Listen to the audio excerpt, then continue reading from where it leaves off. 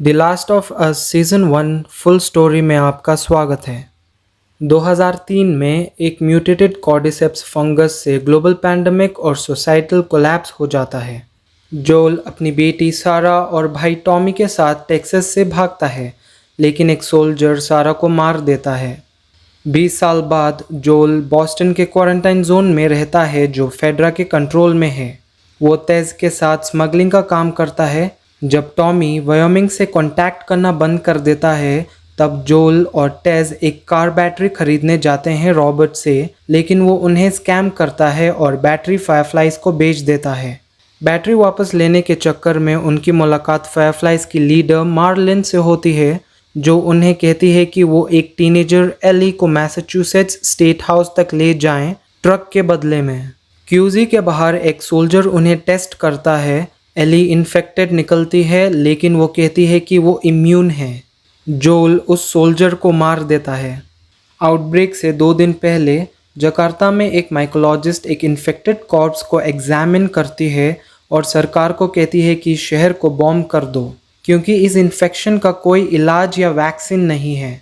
आज के वक्त में एली जोल और टेज को बताती है कि वो वेस्ट जा रही है ताकि क्योर ढूंढा जा सके। जब स्टेट हाउस तक जाने का रास्ता इन्फेक्टेड से भरा मिलता है, वो लोग एक म्यूजियम के रास्ते जाते हैं जहां उन पर ब्लाइंड इन्फेक्टेड क्लिकर्स अटैक करते हैं। उस टाइम पर एली को काट लिया जाता है। स्टेट हाउस पहुंच के वो देखते हैं कि सारे फ्लाईज मर चुके हैं। टेस पीछे रुक जाती है और अपने आप को सैक्रिफाइस कर देती है ताकि जोल और एली बच सकें।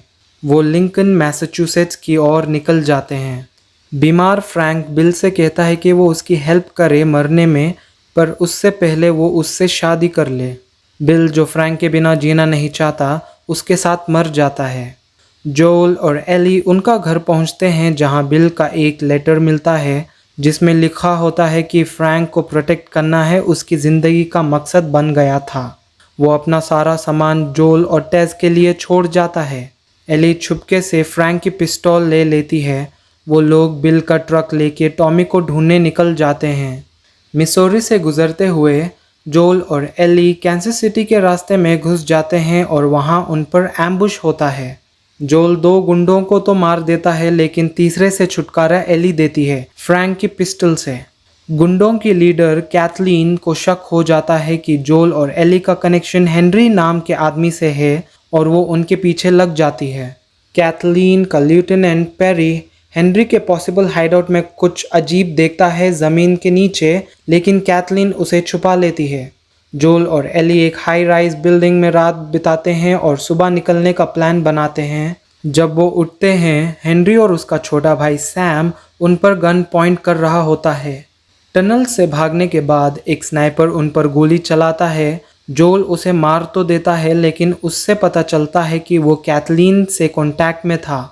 कैथलीन और उसकी गैंग आ जाती है, लेकिन हेनरी को मारने से पहले एक इन्फेक्टेड होर्ड आ जाती है, जिसमें एक बड़ा ब्लोटर और एक बच्चा क्लिकर भी होता है, जो पेरी और कैथलीन को मार डालते हैं। ग्रुप एक होटल तक भागते हैं जहां सैम एली को बताता है कि उसे काट लिया गया है। सुबह तक वो इन्फेक्टेड हो जाता है और एली पर अटैक करता है। हेनरी उसे मार देता है, फिर खुद भी मर जाता है। जोल और एली उन्हें दफन करते हैं और वेस्ट की तरफ चल पड़ते हैं। 3 महीने बाद जोल और एली जैक्सन वायोमिंग पहुंचते हैं, जहां जोल टॉमी से मिलता है। टॉमी की वाइफ मरिया प्रेग्नेंट होती है। जोल उसे एली की इम्यूनिटी के बारे में बताता है और कहता है कि वो चाहता है टॉमी उसे फायरफ्लाइज तक ले जाए, क्योंकि वो एली को प्रोटेक्ट करने में अपने आप पे भरोसा नहीं करता। लेकिन बाद में सारा की याद आते ही जोल अपना फैसला बदल देता है और एली के साथ कोलोराडो के लिए निकल पड़ता है। वहाँ फायरफ्लाइज अपना बेस छोड़ चुके होते हैं। वहाँ सिर्फ यही पता चलता है कि वो लोग यूटा के हॉस्पिटल गए हैं। जब वहाँ के गुंडे अटैक करते हैं, तब जोल को चाकू लगता है और वो घायल हो जाता है। वो भाग तो जाते हैं, लेकिन कुछ ही देर बाद जोल बेहोश हो जाता है और एली कंफ्यूज होती है कि क्या करे। एक फ्लैशबैक में एली अपने फेडरल स्कूल को याद करती है जहां उसकी बेस्ट फ्रेंड राइली वापस आती है कुछ हफ्तों के लिए गायब होने के बाद। राइली बताती है कि वो फायरफ्लाइज ज्वाइन कर चुकी है। वो एली को एक पुराने मॉल ले जाती है जहां वो लोग फ़ोटो बूथ, आर्केड और कराउजल एंजॉय करते हैं। राइली कहती है कि उसे अटलांटा भेजा जा रहा है और ये उसकी बॉस्टन में आखिरी रात है।